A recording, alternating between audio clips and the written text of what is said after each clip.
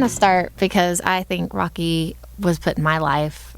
I really do believe that God put you in my life at the right, perfect solitude moment that he did. And the first time I met you was at the museum when I kind of wandered in and was talking to Dame about type 1, but I had heard prior that his partner was doing a whole STEM book, and she was dressed as an astronaut, and the little boy was too. And this is the first time that I had heard of you guys. And so when I walked in, I'm like, wow, this is such an amazing woman that's literally not only writing books, distributing books, but you're hands-on in the classroom, physically just interacting with the kids. And so I really was drawn to that because children, we share that common love of education. And then we went to dinner for the first time, and just mainly to talk about Dame's issue, but I think you and I found a common thread that we both had IVF babies. Yes. And at the time I was pregnant with a little boy, and I guess I was 19 weeks along, and you shared your testimony that night just about your loss. And I had a miscarriage a year prior. And of all things, and I can speak of it without tears right now in this moment, but the next day I went to, we were doing our 20-week anatomy check, literally the next day after talking to you and about your experience. And we found out that our baby boy had passed over the weekend. Yeah. And so it was, I still am living in that trauma of knowing that everything was fine. We had, a perfect embryo, that was God's will, that we had made it this far. I had not put anything on social media just because I wanted to protect, and knowing that I had a loss inside of me, and how in the world am I going to deliver this child, knowing that he's not alive, and bury this child that is my son. And I remember laying in the hospital bed that night after everything that they had told us that it was going to happen. It was going to be a long process. I would have to labor for, a good 24 hours. I weren't allowed to take the baby. And you were the first person that came to mind because you told me the night before your testimony. And you were in LA at the time. I remember, I think I texted you at like 1:30 in the morning, and you answered my call. And anyways, just moving forward, and that traumatic time that I don't know how long it's going to take me to grieve through it or to figure it out. It just is so reassuring to know that someone else has been there and has come out on the other side. Yes.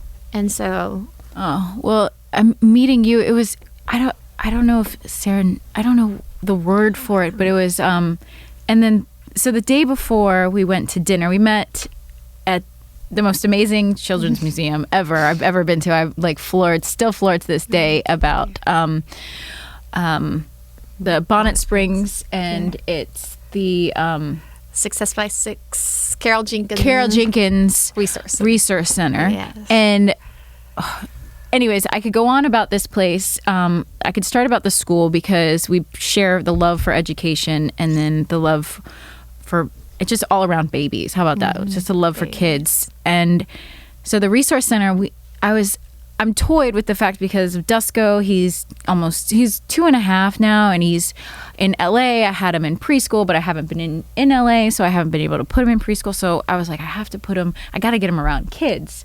And there's a library around here that's great. And then I was like, but I need like a classroom situation. And we stumbled into the Carol Jenkins, and I was just blown away. First of all, they were like preschool sign language, and then baby massage, and I was like, this is really like advanced, like progressive stuff. Everything that I completely, and it's free and free to the public, and stuff that I am so passionate about, like baby massage. For infant massage is huge for me. It is like, I actually did a partner shop with a lady who has a infant massager, and I sent it to Carol Jenkins. But some of the ideas that I couldn't believe I was finding where we were. And so put Dusko in the first day, and then The teacher was great. And I was like, listen, I have a book. I don't know. Can I read to the kids? Because they do a story time. And she was like, yes. Actually, it works out that we've been going over space. So if you don't mind coming in this next week, we can read to the age group above. And anyways, it was great. I came in dressed like an astronaut because I like to be the whole experience for the kids. And it was just amazing. Socks and all. Oh, like yeah. socks. Like I was like looking at all the details. I'm like, perfect. Yes. Like perfection walked into that room. And it was so much fun. And then we met and then we talked about diabetes and it was just like, David and then we found out we were a mile away living from one another. Yeah, it was nuts. Yeah. And I was like, Damon was like, we just met someone. And he was trying to explain to my mom. And he's like, when you meet somebody with diabetes, there's an instant bond. He's like, you don't even know the person, but like there's an immediate bond there. And so, we talked and then we ended up going out to dinner. And so the night before the dinner, I had gotten asked to do this talk on infertility. And just the night before we went to dinner. And so that had started to bring up some feelings into me because I was like, oh my gosh, like I haven't really like talked about this. And so I was like, I got to be open to this thing. And so then speaking to you about it is me, like I was like in my mind, I was like processing it. And then when it happened, when you called me the next day, for me, it took me 30. I actually had to go outside at like 2:00 in the morning is when I got that message. And I took Governor on a long walk, like and it's like outside and we went and I just bawled for you. And, I remember I couldn't go back to sleep and I was just like, Damon was like, what are you doing? It was like the sun was coming up and I was just like, I told him the story. And that's when him and I immediately were just like, whatever. I didn't want to push anything on you, but I just wanted to be a strength, if anything. And still are. I mean, but it just was kind of cosmic in a way that, like, again, tragedy links you together for other relationships that you don't know or will never see or never thought that you and I could. No one wants to be a part of the infant loss club ever, or the infertility club for that matter. No. And there's so many of us that are. And again, it's the same thing as kind of diabetes. It's taboo to talk about, something that should be easy, your God-given right as a woman to have children, bear children. And then when you have to go through infertility, what that does for your marriage, what that does for you psychologically, emotionally, physically, the strength is like, you have to be ironclad in strength and ready and have your whole mind made up. And what you went through your first child, losing it, and then being able to gather up all your wounds, everything that was tortured inside, and move forward to be able to have Desco that just speaks measures of your character, your strength, and your willingness to have a baby to love. Absolutely perfect. I would do it all over again for Desco because he was worth all that pain, and I don't wish it on anybody, but I would do it again. And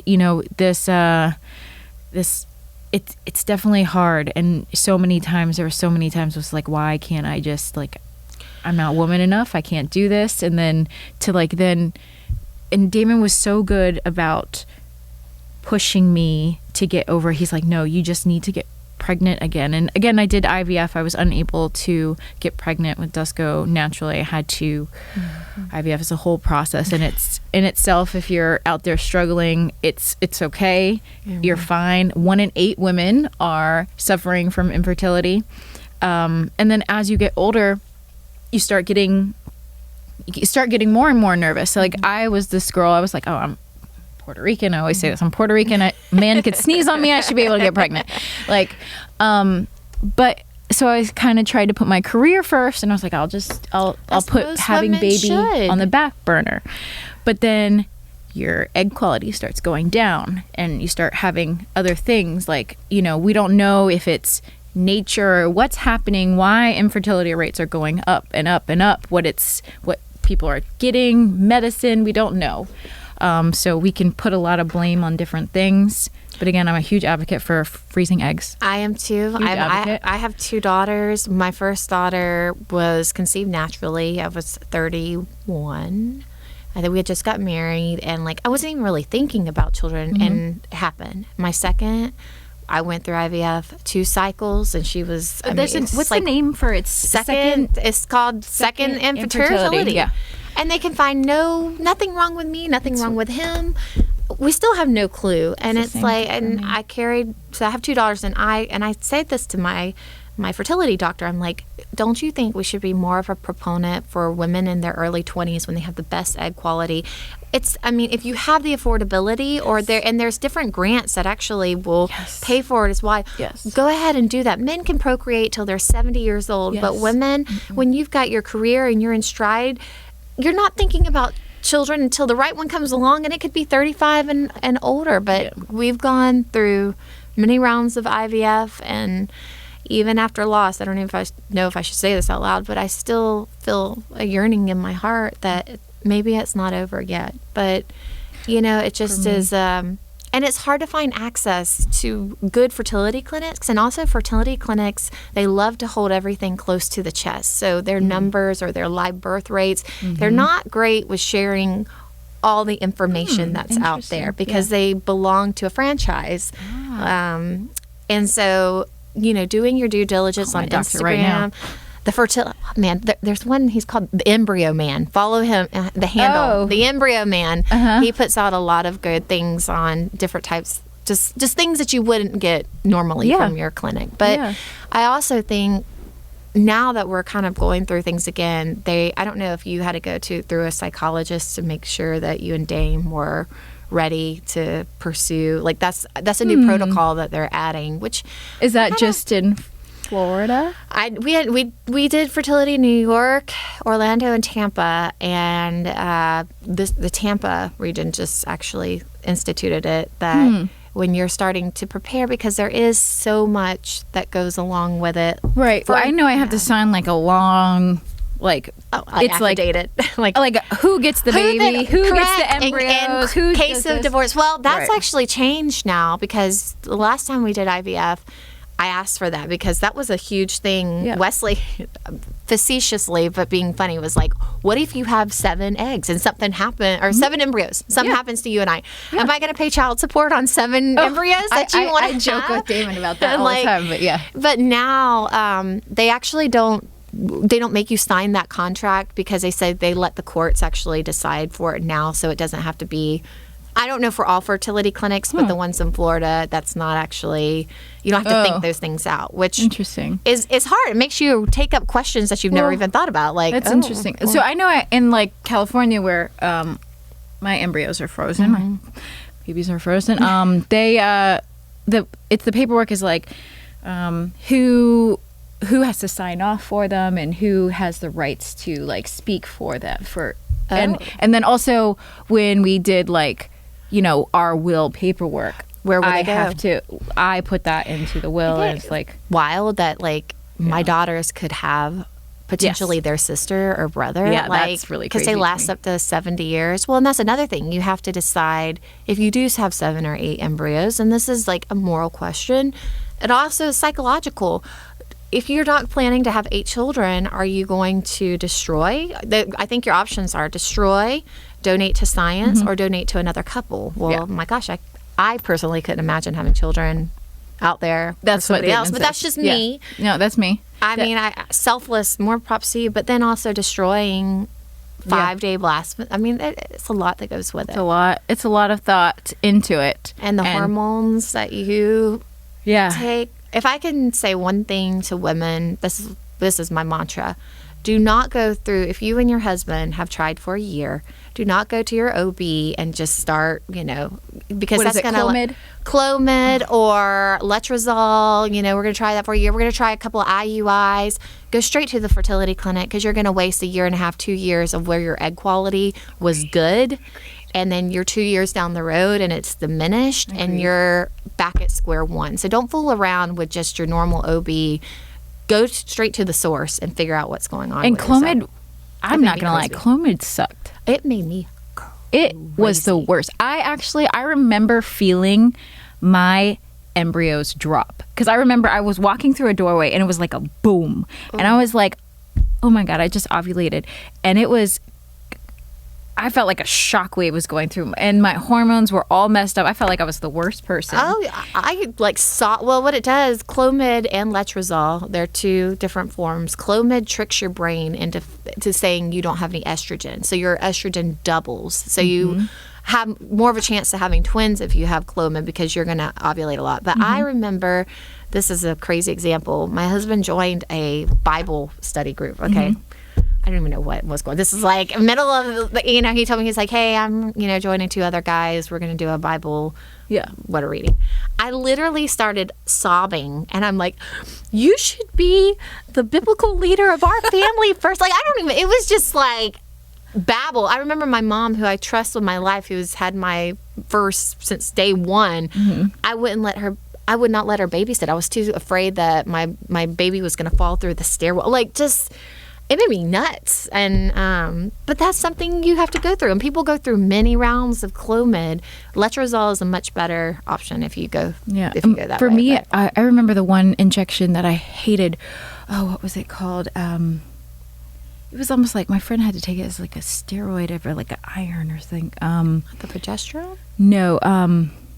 It starts with L. It'll come to me in a second. But I remember it made me feel nuts. And she was like, it's the beginning of my documentary. I called her and I was like, she's like, stop. And I just asked, Lupron. Yes. Lupron. Ooh, I did not like that one at all. And then I also, there was one, I don't even know if it was there was one thing that I took, but I don't even know if it was the pregnancy or anything, but during my pregnancy, my whole arm went paralyzed. It was completely paralyzed. I still have arthritis in my forefinger and my thumb to this day from that pregnancy. But like, I couldn't move. For my whole pregnancy, I could not move my finger or my thumb. I had to pick up glasses like what did they say? Did they have any answers? No, they couldn't. And they couldn't do x-rays, and they couldn't do surgery because I was pregnant. But 3 months after the baby, all of a sudden I got feeling back. It's still a little numb, but it's and that's the thing with pregnancy loss too. No matter if you're 9 weeks or further along, having a stillborn, which is completely, it's disturbing, and it's completely just unthinkable. But even so, even if you lose at 6, 7, 8, 9 weeks, you still deal with those hormones for months after. Absolutely. It'll be 3 months. Where are we at? May 8th, and like I'm still trying to fight off. I mean, you go through a complete transformation. Absolutely. Your body already knows and recognizes that you're pregnant, and you have the HCG in your blood, and so boobs, everything. Yeah. And having to go through that loss, mourning it psychologically, but also the physical nature of it, it's tough. And women, again, blessings that you and I, we were able to kind of take off, but women who have to go straight back to work or straight back to caring for other children, I mean, but don't give up the fight. And like you said, even through all the loss, even through all the drives, all the pokes, you feel like a pincushion. You're more than a diabetic. Yeah, I know. Going through I think he prepared me for all of the needles I would have to take, because I saw him take it. And it's like, for me, if I get ready and have another baby, I'm gearing up to take all these shots again. And Damon and I have had multiple conversations where we're like, stuff can happen, and not to be thinking negatively, but like, are you prepared to if something happens, to take this? Because like, people don't come into our lives for the wrong reasons. So it's like, meeting you also is like, Raquel, prepare yourself for if something does happen, because you are a strength. You have to be a strength for yourself, and like, and for Dusko. So it's like, I do, and so in April I'm doing a talk, and it's one of my first like talks to like speak about this, like in front of a lot of women. And So the lady that started it, she actually makes the gowns that like go to the hospitals, and she for the children that don't make it. But they're made from wedding gowns. So she remakes them from wedding gowns, and it's like a really beautiful story. And she's, you know, suffered her own losses and stuff like that. But just being able to bond with, and like how you have that diabetic bond, but me like talking to other women about this, it's like an instant bond. I've done so many fun podcasts where it's just like from all around the world with other moms and dealing with IVF, and their humor on it, or just like the way they take life and are able to adapt. It's just, it blows my mind. It does. But you have to remember, a baby, no matter how it's conceived, its DNA is in your blood. It's it's written. It really is. It's written in your brain. It's imprinted on your heart. So loss, at no matter what part of loss, it's still, there's a hole and a void because it's your child. Yeah. But IVF, and man, we could talk hours about IVF and all the great thing for guys, it's funny hearing all the guys' story of IVF and their deposits and where they've had to do it at. And Wes and I were talking about the other day about doing deposit. They're like, they give you this tiny little cup. It's like you have to contort yourself to even there. I'm like, why don't they give like a Ziploc, like, you know, like a long container to where collect, and it's like, and then you're going into a room and you know that, you know, hundreds of other dudes have been there, and they don't even put a towel on the bench. Oh no, it's like what? I have to. So at our place in LA, it's great. It's a whole setup. It's like a lazy boy chair. Do they have material too? You get put on like the wee wee pad. They give you the wee wee pad to put down, right? That's nice. Yes, that's nice. Then they got a whole smart TV filled with the porno apps, all sorts of apps. That's amazing. They got magazines, they got everything, and it's just like here it's mobily, and it's like you've got one hand here, and I've had so many friends. This is sad. With one of our clinics, a friend, she had to travel over 45 minutes, so the semen has to be within 20 minutes, I think. It's not in the same place. That's so they didn't have a room. They would have to do it in the parking lot. This is strange to me. I don't understand this part. But again, things that people don't think of. Yeah. Of going through this. I mean, it's already, you know, you lose your modesty up front with IVF. I thought I was a modest person. Now I'm just like, all right, whatever you got to do, go with the magic wand.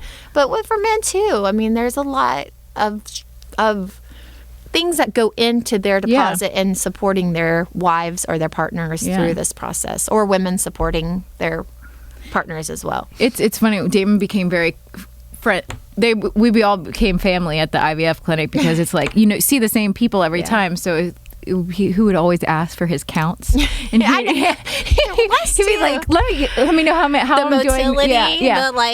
The forward moving. Oh, we're so much better today. I know. So it's interesting, and my doctors and other people at the clinics are like, they end up being like family. Some of the nurses too. It's like even watching their careers. Like one of my first nurses from my first pregnancy, she's moved on to being a doula and a lactation specialist, and just seeing her evolution evolve, because she's more into the holistic route nowadays, but she has so much appreciation for the IVF, and it's like meeting her is so great, because she also, you're doing IVF and you have to put all these chemicals and these shots in you, but if you still have an appreciation for trying to be as natural as possible, you have someone like her that really appreciates it, but like doesn't judge you for the fact that you're doing IVF. And it's just it's really well too. I think again, you alluded to this earlier about your age. You know, the more, I'm 38, I'll be 39 in November, and you know, geriatric. Same, and you creep towards that 40 threshold. You know, you really are on a timeline to get things going. So if you have to abandon holistic for IVF, you have to do what's right for you, and that's the thing. No judgment when it comes to any of this. And you know, it's one thing that I was like, oh well, you know, I did IVF. Oh, tell me about like a home birth, because some of my people did home birth, and they're like, well, with IVF, it's a lot harder for home births because your placenta is not as strong as a natural pregnancy. I didn't know that. I didn't either. So when I was constantly getting, it's just something weird, and my doctor would always say, he's like, they always would always, and something was very concerning with my first pregnancy is my placenta was so weak. And they would constantly be looking at it, and like with my I really wanted to encapsulate my placenta and do that, but they wouldn't let me do it because they were like, it's not healthy enough for you to do that. Even with Descos? My doctor wouldn't let me do it. And and then so she also, I was like, well, what about a home birth? Can I do a home birth? And they're like, home births are really scary for IVFs because of the placenta. It's just different. It's like, I don't know how to describe it. She's like, it's nothing wrong with it. It's just different from like a natural pregnancy. Something about the way it attaches a little bit. I always heard it was like the way that so when they use a catheter to release the embryo inside, they kind of disrupt that lining of your uterus, and with the placenta of being attached, it attaches differently, as if you're moving, an embryo is moving naturally through your fallopian tubes. It kind of just softly moves. So I may be translating it different, but I always heard it was just because of the disruption of the catheter and how it's implanted instead of naturally moving through the Interesting. So I don't know if that's interesting. And one thing that was really beneficial for me doing IVF is this one test, Damon and I call it the sticky test, where it's like I had to go through an IVF cycle, and the day they would have implanted, they go in and they take a little piece of my lining and they went on vacation all the way to Spain, and it got tested to see, and they tested my hormone levels. So from there, they actually made me a whole specific cocktail just based on those hormones. Yes. And I think that was instrumental for me getting pregnant. And with it made Desco or with both of them. Because I've never had anything stick before. I did IUIs, I did everything. Same. Nothing would attach. Same. And so for me, but now she's saying that they don't have to do that test as much anymore. It's not proving. Maybe she was talking more about like the second and third or like other pregnancies. I know they do. Well, for my clinic, they do a kind of like a markup test, like prior, like maybe a week prior that you're going in for your transfer. They do a mock where they put the catheter in, look at it, and the doctor looks precisely at where he wants to drop. And so with sonogram, so that for each time. And I didn't do that in Orlando or New York. So it was a mock transfer. So doctor is completely prepared of where he wants to land it in your lining. Oh yeah. I don't think I did that one. It's called it starts with an E, and Dr. Alexander, if she's watching, she's probably typing it in right now.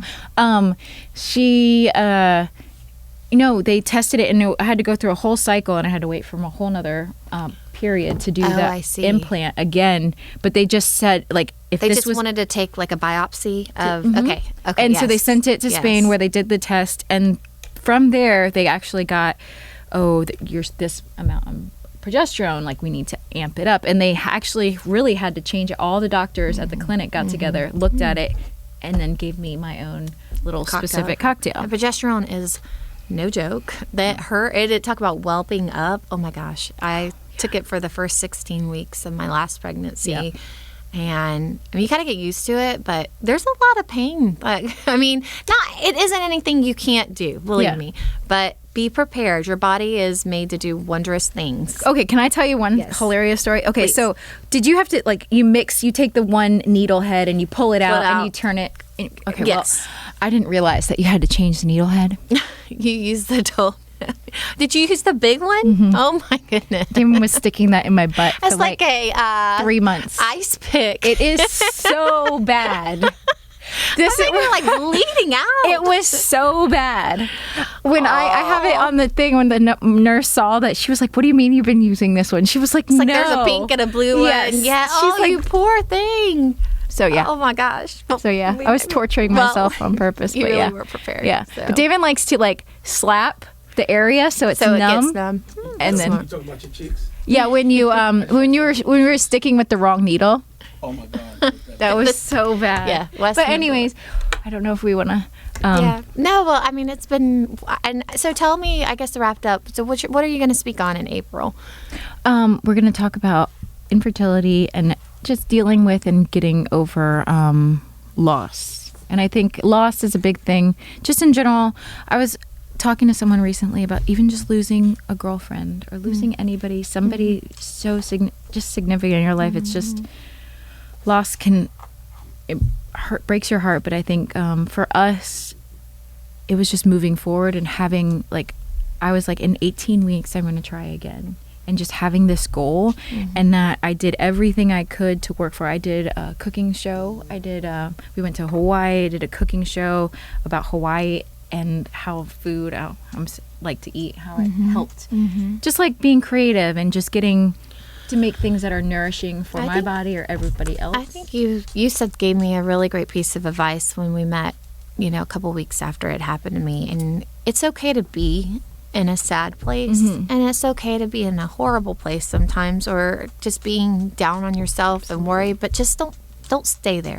Don't move in there. You can move on, and grief comes in weird ways, and sometimes it's not even loss of a pregnancy, it's the loss of knowing I can't do this naturally, or like you said, of a girlfriend or a friend. It just presents itself in every way. And I don't know, I'm reading this book by C.S. Lewis right now, talking about grief, Obsessed. And it says, kind of gives perspective from any relationship that you have, you and I, any relationship where there's love, you have to realize that the sacrifice is eventually going to be loss. And so we invest ourselves in those things, knowing that we may, at the end, that's what it's worth, though. If you love, you lose. But the love is worth it the whole time. So enjoy what you in the moment. Enjoy what you have. And don't give up. If you still have that longing in your heart and that tug, that's the universe. It's a greater source of pushing you further. Don't give up on that feeling. Absolutely. So I think you're going to do a wonderful job in April. I'm so excited to nervous. see you. But I'm doing some schools too the day before. So I'm really excited because we're going to get to meet some schools in that area, and we're going to the schools with the district attorney. Oh. Yeah, so that's going to be good. It's going to be great. It's going to be great. It will be all in one, a holistic, way to present yourself and all the wonderful characteristics that you bring to the table. I really am. I was like, because I had put a documentary about this whole process on hold. I was like, maybe this is a good way to close it out, to kind of full circle. This is me standing on a platform, still evolving. Yeah, announcing and telling how I have evolved from this. But honestly, you have been it brought up a lot of feelings, but it was a feeling I needed to get myself over. Because I had stopped on this documentary because I was I can't do it. I just don't want to deal with it. And it's meeting you and living some of these moments with you, it made me realize how much I needed to finish up and heal myself. I kind of feel that way too. Within the weeks that have gone by, at first it was insanity. I didn't want to see anyone, and the emotions just I'm sure everything. Out. But then sometimes it hits me in weird ways or talk, and I cry and I weep for him, and I don't know if I'm weeping for myself or for him or where, but it makes me self-aware that I still have a lot of junk and a lot of feeling that I need to get out. It's not healthy to have repressed inside of me. And I will. I think we all have scars, and it doesn't invalidating. I don't know if you're okay with me saying Dot's life.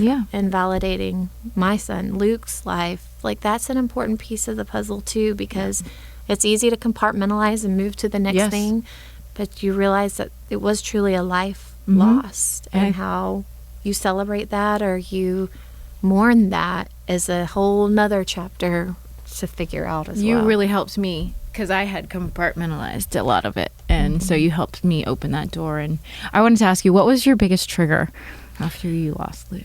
For me, I'll tell you what mine was. Tell me. Mine was a white orchid. So I had this orchid that somebody gave me, and it was bloomed right when I found out I was pregnant. And then, the orchids die as they do, and I took care of it, and then it bloomed a week after, or right couple days right after I lost her, and it broke me down. Dan was I thought I got rid of everything. I had a team of friends that I could never think enough. I just wanted everyone to know I was here. I'm here. I had a team of friends after the fact. Oh, I think it's okay. While I was in the hospital, they like disbanded in my house and cleaned out, I mean, everything from prenatal vitamins to larger underwear sizes to everything that I had in the house, which was amazing. But I had one dear friend who I love endlessly. She gave me a gift that made my heart explode, but also caused me just every time I look at it in my closet, I just shows. But she gave me a wooden cedar box with his name engraved and his birth date for all of his treasures and all of the things that were collected from what he wore in the hospital and the cards and all the sonogram pictures that I had before and all the things that I wanted you're not going to do away with. But she gave me that. So now he has his own box that I won't ever lose sight of or not remember. But also when I look at it, it's hard. The wrong moment can really, it could. Yeah. But it was a beautiful sentiment in the way that she preserved or made that preserve. And so, and at the hospital, I delivered him, and I had to go into surgery for 2 hours after the fact because I couldn't deliver the placenta. I didn't really know what was going on. Wesley stayed with him. They have something called a cooling cradle. So it allows the baby to stay and not turn while you have time with the baby. But the people at Lakeland Regional, I mean, I'll quote it, they were angels. The physicians wept with me. They did his footprints. They took pictures. They put him in a robe. He had a birth certificate. Like they actually really, whereas I was like, give me Xanax, give me anything to knock me out. Like, I cannot deal. They were like, this is really part of the healing process, and you need to be lucid.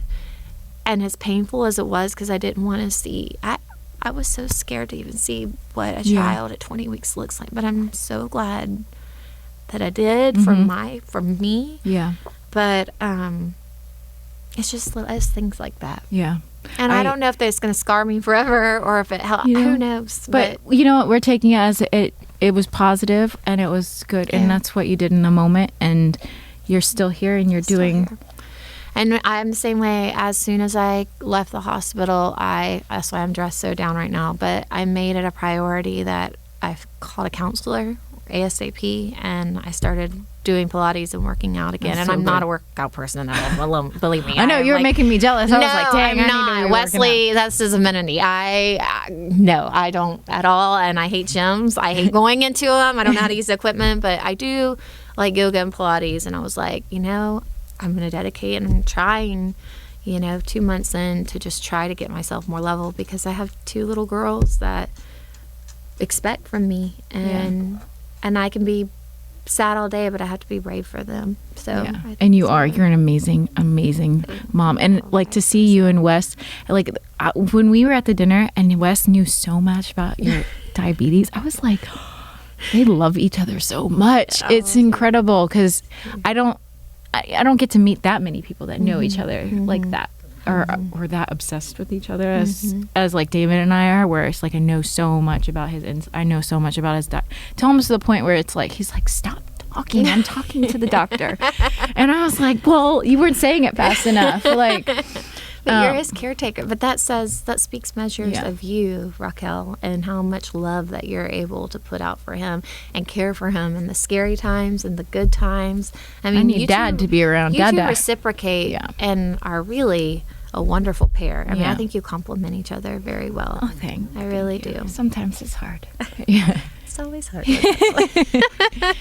But I think that was great, and I appreciate you coming and thank you taking time from board meetings and all your. None of that matters. This is a busy woman right matters, here. And I appreciate you giving me time and allowing me to talk on your platform. It really means a lot. Well, it really means a lot. So you're doing really good. Yeah. You're pretty phenomenal. I mean, being able to, 3 months, try to think, because it was like. You should have been with me at lunch. I was with, I met a friend, and I'm like, we're both at So Fresh, like this little cafe, and I'm like, it comes in waves. Yeah. But again, I just have to have faith that things all things happen for some type of reason. That's not an easy thing to say. It's very cliche, but that's the only thing that gets me through, is knowing that there was something that was just not right, or, according to God's will of how it should be. And I'm not mad. A lot of people are like, you should be mad at God. It's okay to be mad at God. And I'm like, I'm not a mad person. Right. I don't want to hold bitterness and all, but I just miss my son. Yeah. I'm sad. I'm not mad. I'm just sad. But I know, though, he's picked me up out of a lot of other things that have tested my faith throughout the years. And I like what Dane was saying, like, you want to give me this? All right. I can do this and I can do that. Yeah. So, you got to take that in perspective as well. And if it, you think about your loss, think about Dusko and the timing. Would he have come? No, I don't know. And I'm not saying that Dot's life was a way to get Dusko's, but something, and that made you a stronger, better mom that wanted it. That he was in her house for 9 months. Yeah, so it was like I think of that, and I was like, I think I had to prepare Dot's house for Dusko. Yeah, and it's like that's how I was like, because he wasn't the first. In there. So, and she, That's a good way to think about it. I've never really thought about it that way, but you did. He was in his house. So it's like... they share that connectivity. Absolutely. Oh, I do believe she guided him through so much. I had a good pregnancy, making sure his head was down, everything. He was, and then it was like right up to... I was like 38 weeks on the dot. The doctor was like, you're going in. Yep. The second it was like 38 weeks, they were like, we're in, lungs look good, you're on. I was like, plug me up, let's go. And you've done such a good job at preparing your body if you do decide to go through, just with your health and mindset and just having the energy and the wherewithal to move forward, because I think that is really important, as far as I bless for science. I'm you see me, I'm like science books. Yes. Let's go about science, because Dusko wouldn't be here today. No. Damon wouldn't be here today. Like you wouldn't be here today. This is like science is, it's incredible. It's amazing to me, and I like so anyways, I'm like the kid in I was watching 21 Jump Street last night. Have you seen that movie in a long time? It's been a long time. He's like